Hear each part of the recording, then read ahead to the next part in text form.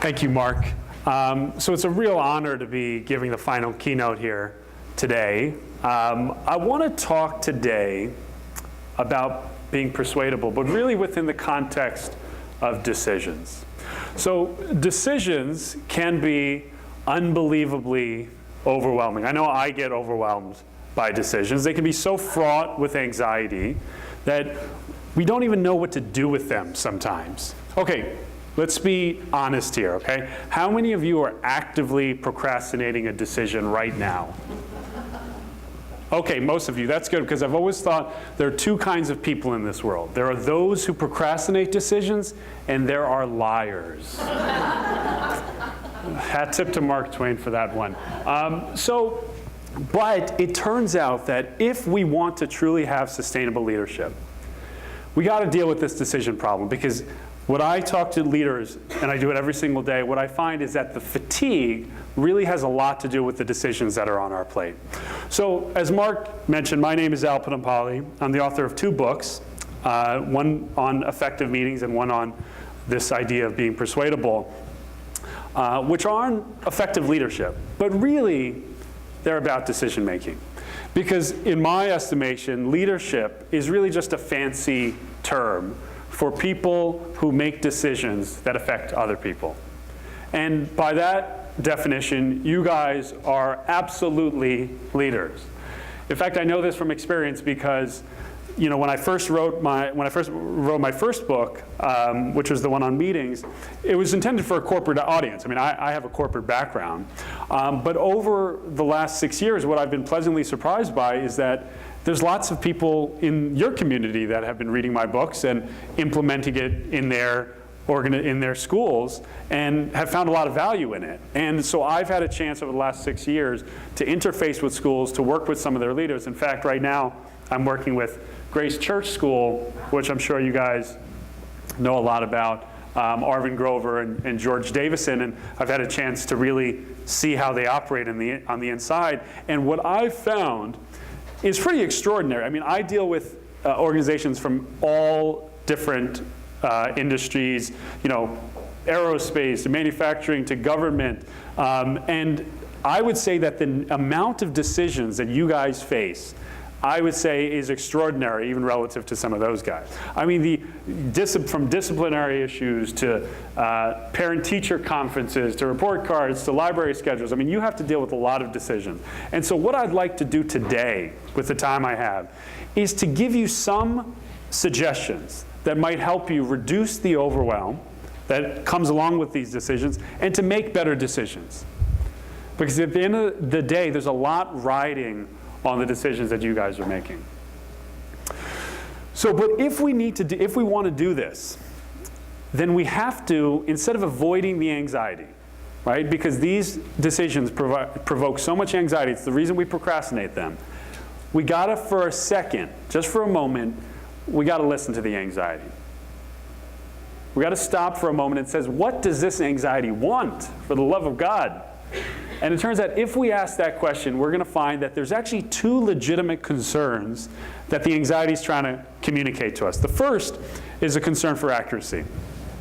So you all know, like, the classic movie trope, right? The ticking time bomb scenario. We have a protagonist, they're faced with a bomb that threatens to explode and devastate the city. There's always very conveniently 3 multicolored wires protruding from the bomb. One is yellow, one is green, one is red. Don't pick the red wire. I guarantee it's the wrong one. But they're faced with this decision, right? Clip the right wire, and you're the hero, you save everyone. Clip the wrong wire, and it's lights out for everyone, right? And the anxiety that's there, right? Because their hand is always shaking as it reaches for the wire, is trying to remind them that, hey, accuracy is important. It's the same anxiety a young administrator, a young assistant head will face when she's trying to decide, should we no longer send 1st and 2nd grades to computer lab? She knows, the anxiety knows, reminds her that this is consequential. There's lots of other factions that are going to be affected by these decisions, right? The lab aides and the library schedule, the students, they will all be affected by this. So remember, the anxiety is trying to tell us that accuracy matters. But that's not the only thing the anxiety is trying to tell us. There's another concern that we often forget. And that is the concern for speed. Now, my metaphor here is traffic. So have you ever been in really bad traffic? It's kind of a silly question to ask. We've all been in we live in New York after all. And it's infuriating, right? Really, really terribly slow progress, almost gridlock. And 45 minutes, when you're in the traffic, you finally get to the source of the traffic, and what do you see? It's the most infuriating thing ever. One stalled vehicle, right? One disabled vehicle on the highway caused all that traffic, right? Caused hundreds, maybe even thousands of people to be late for their meetings, their weddings, their family reunions.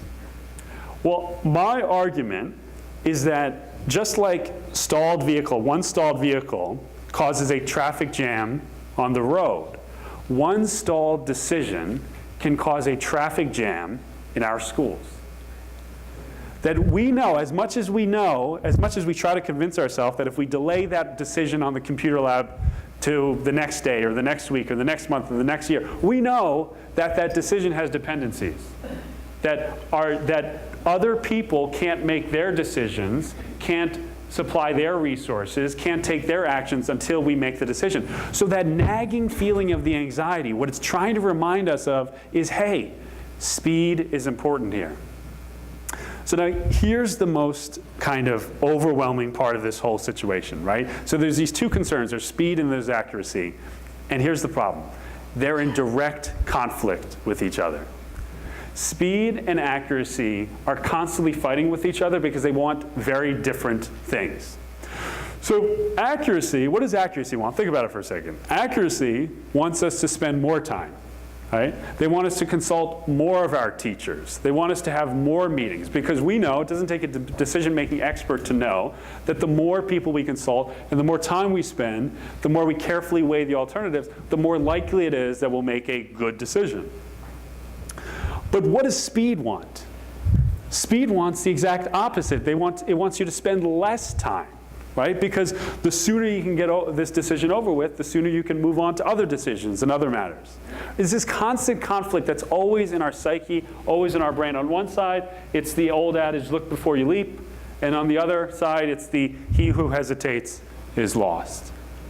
So what I'm pointing to here, this conflict, is what psychologists call the speed-accuracy trade-off. And unless you understand the speed-accuracy trade-off, unless you respect it, you will constantly be overwhelmed by the decisions that are on your plate. The key to your salvation is to understand and respect the speed-accuracy trade-off. Now, there's a problem here. Human beings don't like trade-offs. We like to think that we can have it all. And we can't. And so unless we can figure out this trade-off, then we're doomed to be controlled by it. But we got to understand the trade-off, and we're constantly going out of our way to forget. So I'm going to give you an example. So the other day, I was at McDonald's. Don't judge me. And I'm sitting there and I'm about to order, and this man walks in. And you can tell he's furious. He walks in and he's marching to the counter. He's got his little white McDonald's bag in his hand. And he goes to the counter and he slams the bag on the counter. It's like a French fry explosion. Like French fries are going all over the place. And he says to the person at the counter, he says, I want to speak to your manager. And so the manager comes out very slowly. She's a little afraid, but she says, can I help you? And the guy says, I was here 35 minutes ago. And I ordered my meal, and I asked specifically for ranch dressing. When I got home, I saw honey mustard dressing. I cannot eat my meal with ranch dressing. Now, at this point, everybody in the McDonald's is looking at this man like, whoa, this guy's not just angry, he is hangry right now. And they look to see what's going to happen next. And so what happens is that this poor manager comes out and takes like 12 ranch dressings and just drops it on the counter, right? The guy looks at the ranch dressing, he snatches them, he turns up his nose, and he leaves the place. Now, I'm looking at this guy thinking, this guy clearly doesn't understand the speed-accuracy trade-off, right? Because it's literally called fast food, okay? When you go into a McDonald's, you are entering an implicit agreement. They're going to give you your food in an ungodly short amount of time, and you're going to put up with some mistakes here and then.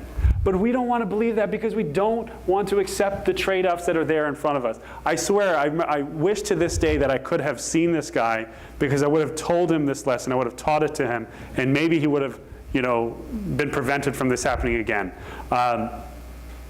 Okay, fine, you got me. This is a story about me. So the reality is trade-offs are really important for us to figure out, for us to get this right. In fact, they're so important, I want to give you one more example of how bad we are at recognizing trade-offs. And this example has to do with New York City real estate. So how many of you actually live in New York City? Okay, so almost all of you. How many of you have got a good deal on your apartment or home? Okay. No, you didn't. No, you didn't, okay? There's no such thing as a good deal in New York City. New York City is the most expensive, efficient real estate market in the world. Everything is not overvalued or undervalued. It's just valued the way it's supposed to be, okay? Every time, my friends and colleagues are always telling me how they got this great deal on a New York City apartment. And my hobby, I have this hobby. Lots of people have hobbies. They like chess, they like badminton. My hobby is to visit my friends' apartments and disappoint them by pointing out to them why their apartment is not a good deal. And so I'll go to one person's apartment, and they'll tell me it's a great location, but I'll point out that it's actually kind of small, and then I'll go to another apartment, which is fairly good size, and I'll point out that it's 15 blocks from the subway. One of my friends almost had me. So it was this beautiful place. He told me, come to the Village. So it was this beautiful place in the Village. I got there, and I'm expecting to see this really small, like Matchbox, right? Because it's a beautiful location. And I walk in, and the place is huge.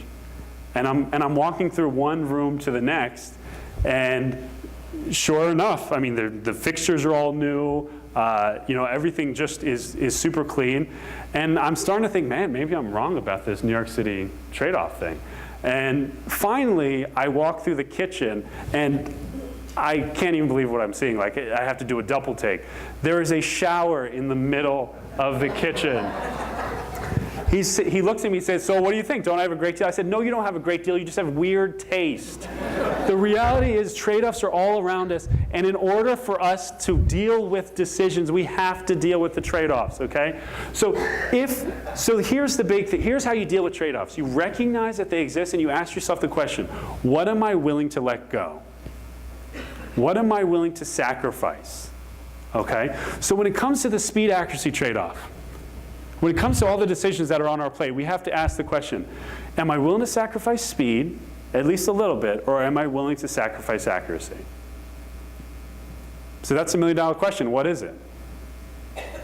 Well, it turns out the answer is not that simple, okay? Because here's a clue. All decisions are not created equal. Okay? If we were to write down all the decisions you have made this year, it would be a very, very long list. It would be an extremely long list.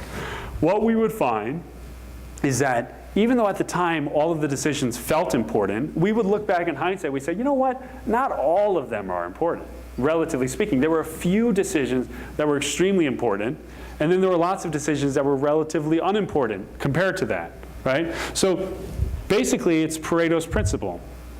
You more commonly referred to as the 80-20 rule, right? That 20% of the decisions that you're making are probably leading to 80% of the results, right? 20% of the decisions you're making about your school are leading to 80% of the results in terms of increasing performance of teaching, increasing performance of students, right? And so what we realize when we face the fact that only 20% of our decisions, right, maybe even smaller than that, 20/80 is just a kind of a rule, a shortcut, a heuristic, right? If there's a minority of decisions that are actually important, why are we spending so much time and energy trying to get the small decisions right? What if we were willing to sacrifice accuracy a little bit when it comes to the smaller decisions and sacrifice speed when it comes to the larger decisions? The result of this elementary reasoning is a very simple yet unembraced, rarely embraced rule, which is we should slow down for the major decisions and speed up for the minor. So there's a company called Gore. They're the ones that make the Gore-Tex material and stuff. And people like me who are in the organization business like to study really good examples of organizations, right? That anyone can learn from. And these guys are constantly on the list, like constantly on the list of like best places to work, high-performing, billion-dollar private companies. So people are interested in what makes them so effective. Well, what it turns out, Jim Collins did a study on them. It turns out that they have this rule. Okay, the founder, his name is Bill Gore, has this rule. He calls it the waterline principle. He goes to all of his new hires, like on day one, and he says, I want you to think about our company as a ship. Okay, it's a ship that's floating in water. All right, and let's say you're about to make a decision. If you make that decision and it blows up in your face, imagine that the decision blows a hole in the top of the water line, okay? That decision, okay, that's bad, right? We don't like to make mistakes in this organization, but it's not gonna, nobody's gonna die, right? The organization's not threatened, so don't waste so much time on those kinds of decisions. But if the decision you're about to make, if it were to go wrong, it were to blow a hole in the bottom of the water line, now that's where you gotta take some time. That's where you better consult other people. That's where you got to talk to everyone to make sure you're working hard to make the best decision. See, we need to slow down for the major decisions and speed up for the minor. In a world where we have finite resources, time, energy, attention, we need to slow down for the major and speed up for the minor. Now, this is not exactly, a groundbreaking insight, right? Like we know, intuitively we know that we're supposed to do this. We're supposed to slow down when it comes to big decisions, and we're supposed to speed up. So why is it that when I attend, admin meetings, I don't see that the decisions that are being discussed are always the most important decisions? I often see in any organization, I see that there's a lot of sometimes relatively minor decisions being discussed. Why is it that this is so hard for us to do? Well, I think there are 3 traps that we fall into that prevent us from doing this correctly, okay? And I want to talk to you about those 3 traps. And then I want to give you a suggestion for each to help us actually implement this rule in our schools, okay? So the first trap is the categorization trap. So everything feels important in the moment. Everything does, right? That's just a general rule. And we have to figure out how to separate the major from the minor, but it's extremely hard. So have you ever had the misfortune of having your friends or family members get married? Not because you're not happy for them, right? Not because you don't love them, but because of how stressful the wedding planning is, right? You ever been with somebody who's planning a wedding? It's like they're so stressed out, it's stressing you out. Why is that? Well, because there's lots of decisions to be made for a wedding, right? There's like millions of not millions, but hundreds of decisions that actually need to be made. But let's be honest here. There's only a few decisions that really matter when it comes to weddings, right? There's only a few major decisions, right? There's the venue, there's the food, there's the alcohol, there's the entertainment, and there's the alcohol, right? That's it. That's what people are going to walk away with, remembering and determining whether they enjoy or not. So what about parent-teacher night? There's lots of decisions when it comes to parent-teacher night, but why are we stressing out about every single one? Why aren't we determining what are the major decisions, the ones that actually will impact, that will lead to 80% of the results? Because I guarantee you it's probably only 20%. I'll tell you why. Because we're too close. Because in order to make these kinds of decisions, in order to prioritize, in order to differentiate between the major and the minor, we need to get distance. Best writing advice I've ever heard is never write and edit at the same time. Right?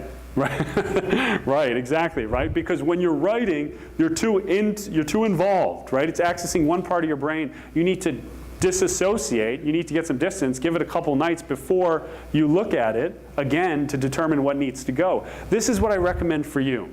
People who are tasked with so many important decisions, you need to find a daily time, maybe weekly at least, but I would recommend daily time where you disassociate from all of the decisions you're making, from all of the tasks you're doing, and you just prioritize. Every day at 5 p.m., I have a standing conversation with my assistant, and all we do is just talk about what's important. Right? We look at all the things that are on our plate, and we just ask the question, what are the major things and what are the minor things? Right? It takes a little bit of time. It's an ultra-quick conversation. But just like you have to spend money to make money, sometimes you got to spend a little time to save some time.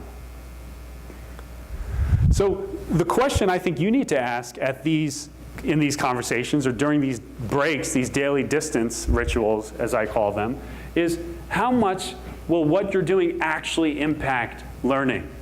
How much will it actually impact teaching? What you'll find is when you have the clarity, and when you have often somebody's help, that's why I recommend using somebody else who's got an objective perspective, you'll realize that a lot of the stuff that you're dealing with, that you're embroiled in, actually doesn't matter that much when it comes to these two values. The second trap that we fall into that prevents us from really slowing down for the major and speeding up for the minor is the collaboration trap. Now, collaboration sounds like a beautiful thing, and it is. Collaboration is amazingly powerful. The problem is it's expensive, okay? We can't collaborate for everything. If we collaborate for everything, then we don't have time to do anything else. Even when we've decided that something is relatively minor, what do? Just to be safe, we call a meeting, right? Or we bring it into the admin meeting. Just to be safe, just to let everyone know, just to get a little bit of feedback, just to get a little input. And this short little stint, this 2-minute exercise, turns into a 20-minute conversation or a 30-minute conversation, or it takes up the entire meeting. And we forget that a 10-minute meeting is a humongous slowdown. It's a huge traffic jam. It's a necessary one. We should reserve it for important things, but it's not for the minor stuff, right? Meetings are what I call weapons of mass interruption.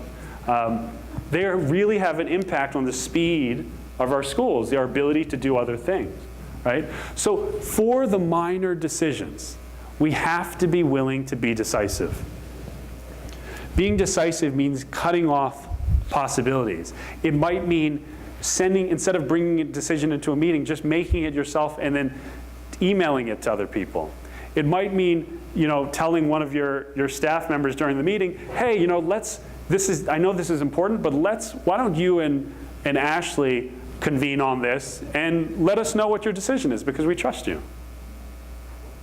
How much time would that save? How much speed would that give our schools and give us the ability at our meetings to talk about the truly important things?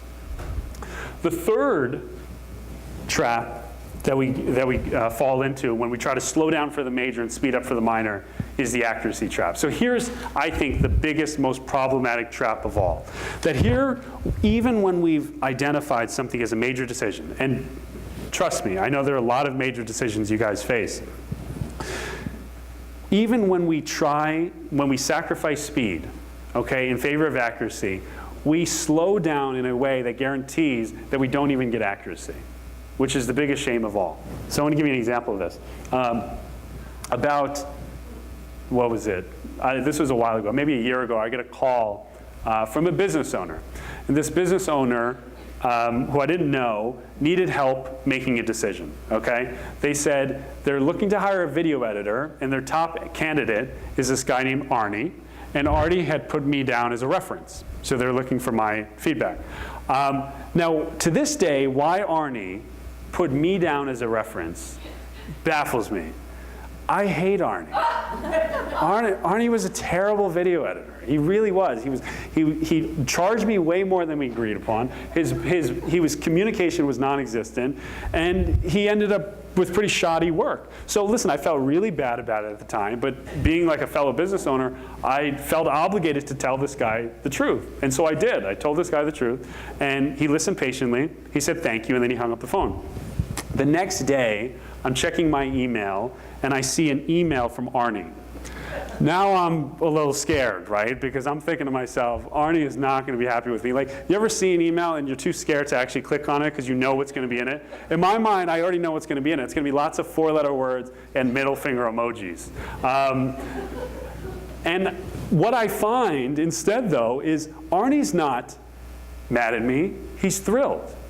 He says, I don't know what you told that guy, but he hired me an hour later. And I'm thinking to myself, huh? What just happened? It took me a couple days to figure it out. It turns out, it took me a couple days to figure out that Arnie was never interested in my advice. Arnie wanted my validation. This is what we do all the time, right? We think we're reaching out to people, getting feedback, because we want to make a better decision. But really, we just want to feel better about the decision that we're already making, right? We're not really interested in changing our minds on things, right? Now, so what do? We reach out to people who we think will agree with us, and then even when they don't agree with us, we kind of just dismiss their opinion anyway. So here's the biggest problem with this, right, is remember, we slow down. We chose to sacrifice speed in order to get accuracy. So we're reaching out to people, we're consulting people, we're calling meetings, right, in order to increase accuracy. And now we're not even getting accuracy. Because here's the thing. In order to get accuracy, we need to actually be willing to find people who will disagree with us, to encourage them to disagree with us. And then when they do disagree with us, we have to be willing to change our minds. In a word, we have to be persuadable. Now, this is not always easy, and I know myself from firsthand experience. So just, this was 2 years ago. I was a year into writing my book, and one night I woke up in like a cold sweat.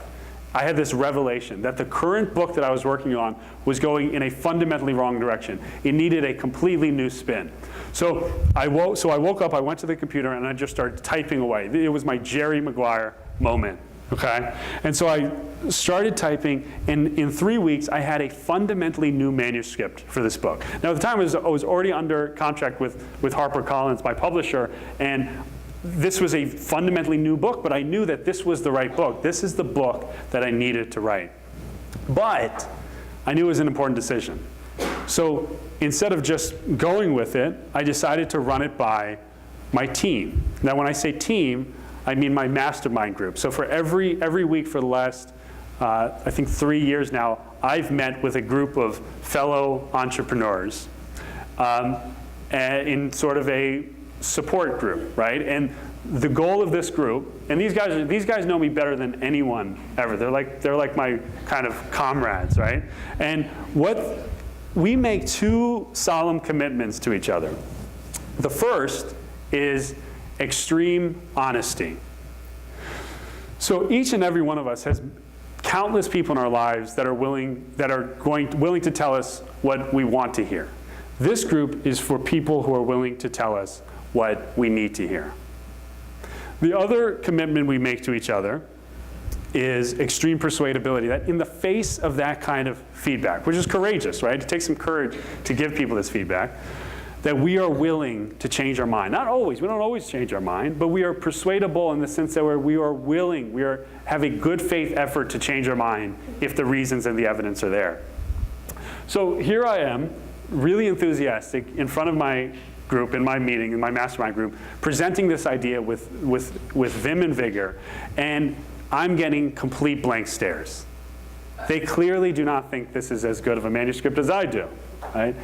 And they say to me, they look at me after they're done being silent, they look at me, they say, Al, you're hiding. The resistance has you. You're in the middle of the book writing process. This is the hardest part, and you're looking for an escape hatch.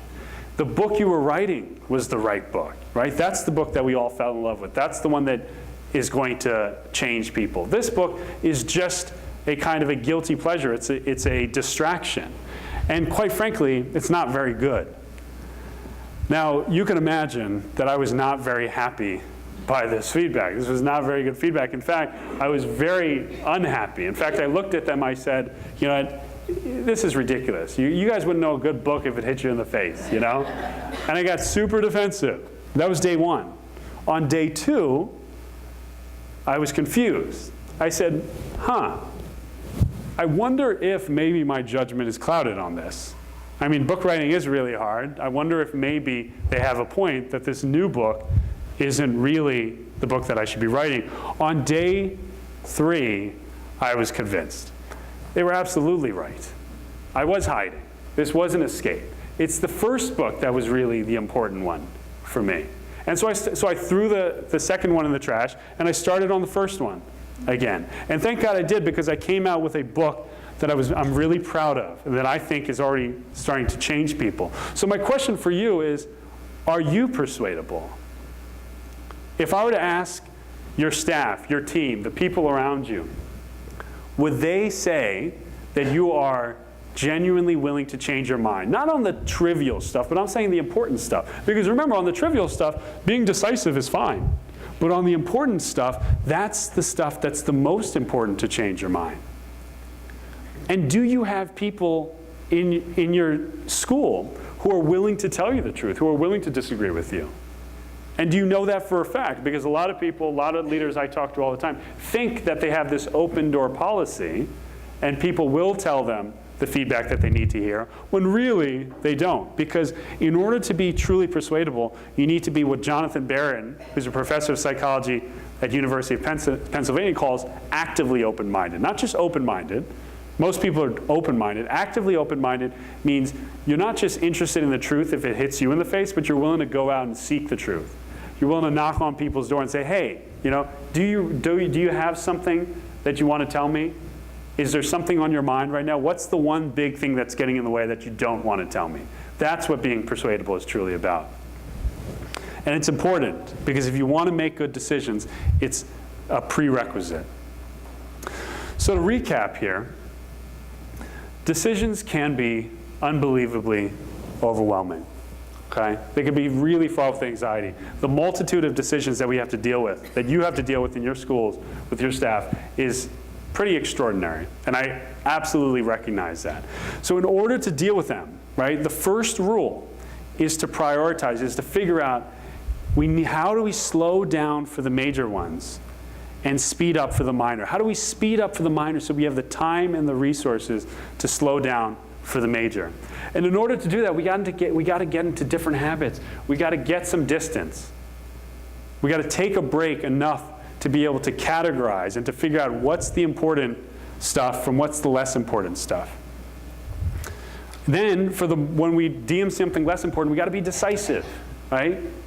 We can't always be you can be decisive and still be nice at the same time. Those two things are not incompatible. But for the major stuff, we have to be persuadable, right? Because if you're going to sacrifice, if you're going to go through the trouble of sacrificing speed, you might as well get accuracy. Thank you.